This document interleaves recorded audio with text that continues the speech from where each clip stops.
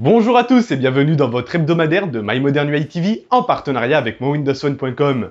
Alors, quelles ont été les actualités les plus importantes ou les plus marquantes sur le site du 8 au 14 juin 2015? Vous allez le savoir dans quelques secondes dans cette sélection de la rédaction. Mais avant de démarrer, j'annonce un nouveau mode de présentation en voix off que j'ai testé pendant 3 jours lors des quotidiennes et les retours ayant été très positifs, je le tente également pour l'hebdo. Maintenant que c'est dit, démarrons et je disparais.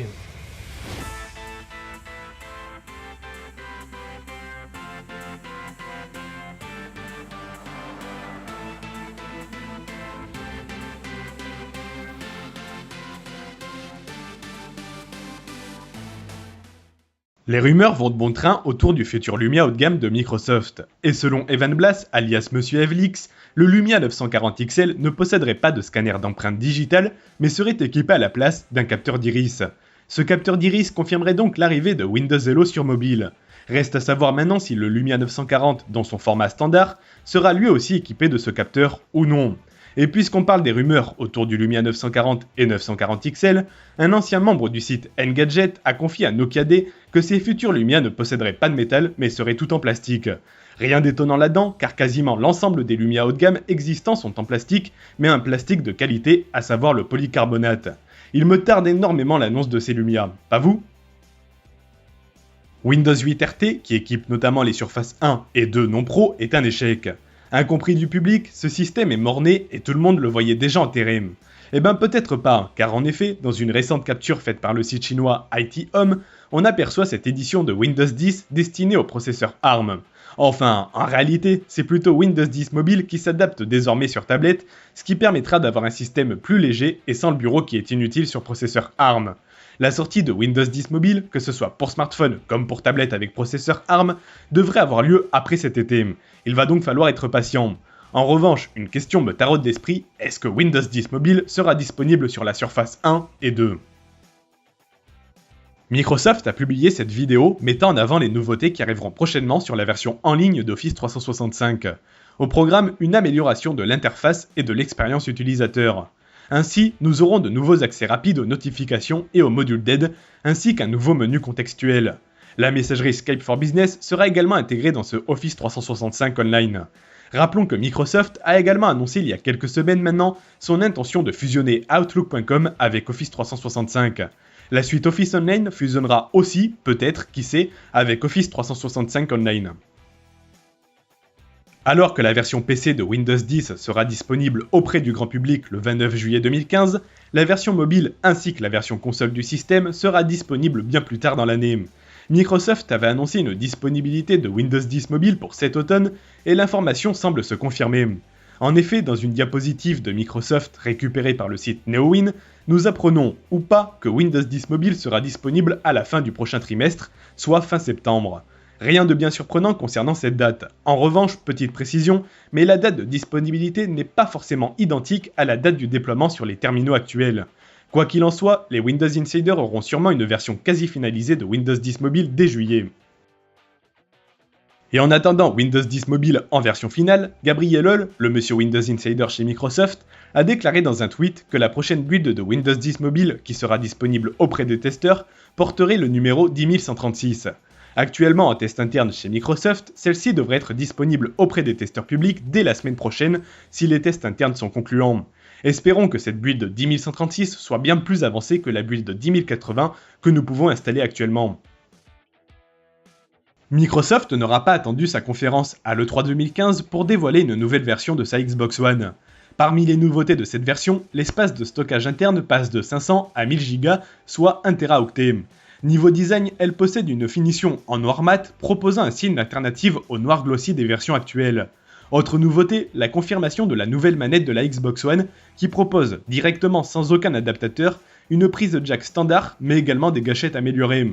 Cette nouvelle version de la Xbox One sera proposée à 399$ aux États-Unis, soit 50$ de plus que la version disposant de 500 Go de stockage interne.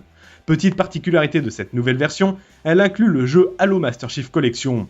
Pour conclure, notons qu'en France, elle est disponible en précommande pour 449€ et malheureusement, l'édition française n'inclut pas le jeu Halo dans son pack. Microsoft a annoncé une nouvelle gamme de batteries portatives appelée Microsoft Portable Dual. Ces batteries portatives ont pour but de prolonger la batterie de nos chers smartphones si énergivores. Dans sa nouvelle gamme, Microsoft propose ainsi 3 batteries. La première dispose d'une capacité de 5200 mAh pour 35$, la seconde est vendue 45$ et propose une capacité de 9000 mAh, tandis que la troisième est vendue 55$ pour une capacité de 12000 mAh. Des capacités plutôt énormes qui vous permettront de recharger votre smartphone une à plusieurs fois suivant le modèle choisi. Notons pour conclure que l'accessoire, peu importe sa capacité, propose 2 ports USB permettant de recharger 2 appareils en même temps. Niveau coloris, vous aurez le choix malheureusement entre noir et noir.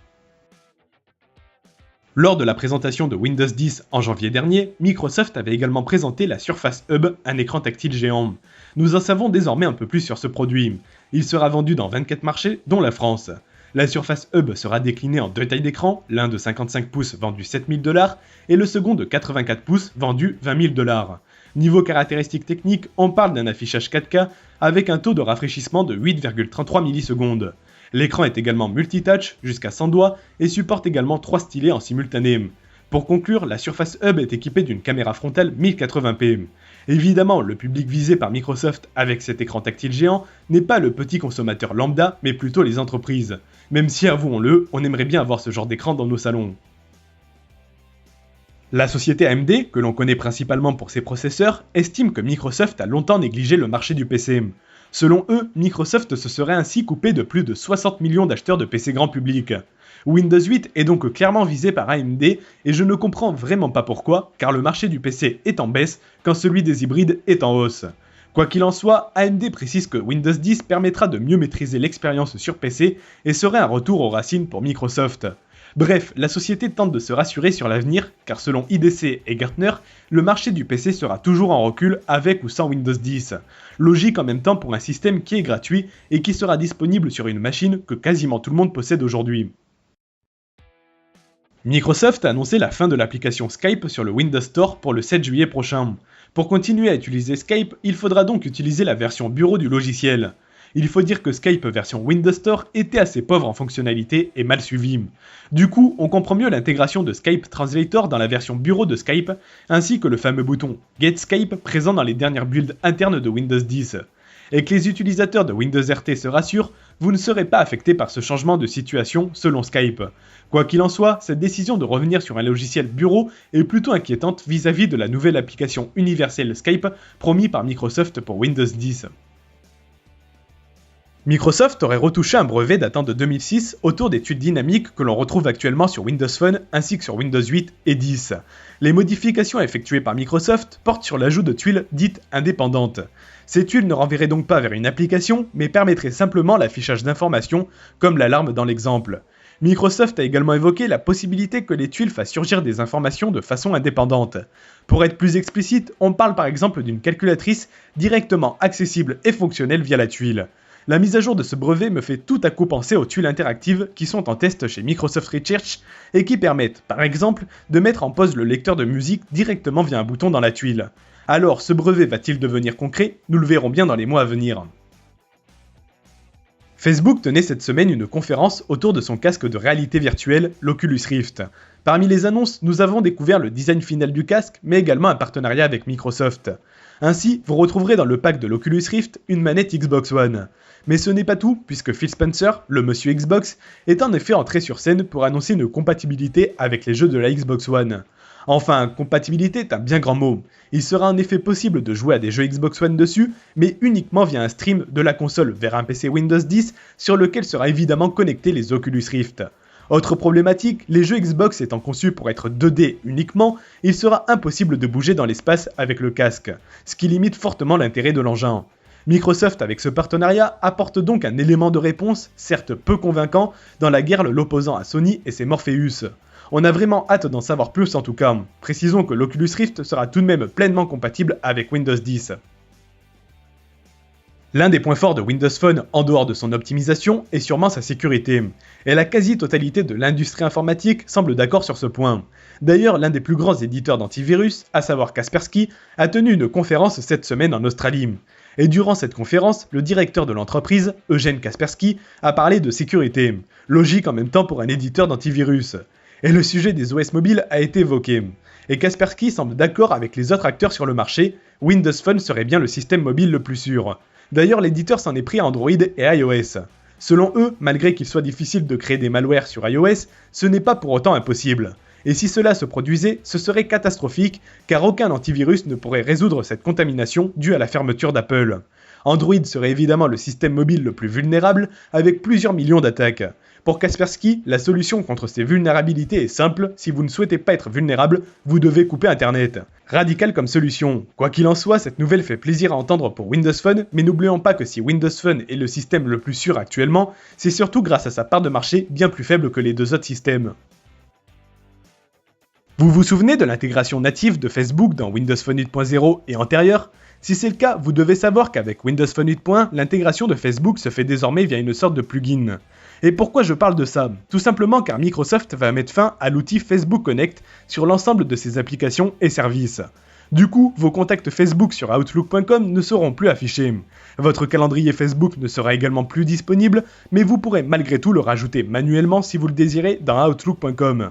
Sur Windows 8.1 pour PC et tablette, il ne sera plus possible via l'application Contact de voir nos contacts Facebook, d'avoir les notifications Facebook, d'écrire sur son mur ou sur le mur Facebook de ses amis, et ainsi de suite.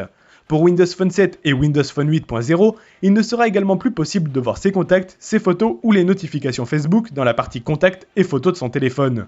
Sont également touchés Windows Live Essential ainsi qu'Outlook Social Connector. Bref, maintenant rassurez-vous, on ne parle que des intégrations natives de Facebook dans les produits Microsoft. Il sera bien évidemment toujours possible d'utiliser l'ensemble des fonctionnalités Facebook via l'application officielle de ce dernier ainsi que via le plugin dans Windows Phone 8.1. Lundi 8 juin, Apple tenait sa conférence développeur, la WWDC. Au programme, une nouvelle version de macOS X nommée El Capitan, une nouvelle version du système mobile iOS, des évolutions sur les applications d'Apple, une nouvelle version du système pour l'Apple Watch, le passage du langage de programmation Swift en open source et l'annonce d'Apple Music. Bon, déjà parmi toutes les nouveautés annoncées par Apple dans ses systèmes ou applications, aucune n'est absente sur Windows. Certaines sont même déjà présentes depuis Windows 7 et Windows Phone 7. La conférence Apple avait donc un goût de rattrapage. Quoi qu'il en soit, Apple a annoncé son nouveau service de musique en streaming nommé Apple Music, qui est donc un concurrent direct de Deezer, Spotify, Qobuz ou encore Xbox Music. Et le service de musique en streaming d'Apple sera évidemment disponible sur iOS et macOS X dès le 30 juin, mais également un peu plus tard dans l'année sur Android et Windows. Cette ouverture pour Apple est une première tout de même. En revanche, nous ne savons pas si Windows Phone est concerné par Apple Music ou non. Au niveau du service, le prix de l'abonnement basique ne varie pas des autres services concurrents. Il faudra donc compter 10$ par mois pour avoir accès à la musique en illimité. En revanche, Apple propose une offre intermédiaire qui permet pour 15$ par mois de faire profiter 6 membres de sa famille à Apple Music. Un tarif plutôt intéressant et inédit par rapport aux concurrents. D'ailleurs, notons qu'Apple proposera 3 mois d'essai à son service de musique en streaming, là où les autres n'en proposent qu'un seul. En revanche, Apple n'a communiqué aucun chiffre sur le nombre de morceaux disponibles dans son abonnement. On peut donc se poser la question si Apple réussira à dépasser le catalogue du Xbox Music Pass, qui est, rappelons-le, le catalogue le plus complet des offres en streaming pour le moment.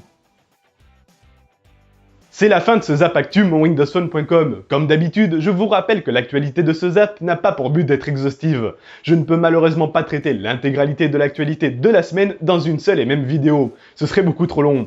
Vous pouvez donc retrouver l'intégralité de l'actualité Windows Phone sur mon windowsphone.com, mais également l'intégralité de l'actualité de Microsoft et de ses produits dans les quotidiennes de l'émission. Je vous remercie d'avoir suivi ce numéro et je vous donne rendez-vous, comme d'habitude, du lundi au vendredi pour la quotidienne et dimanche prochain pour la suite de ce Zap Actu mon windowsphone.com. Bonne journée ou soirée, bonne fin de week-end et à très bientôt.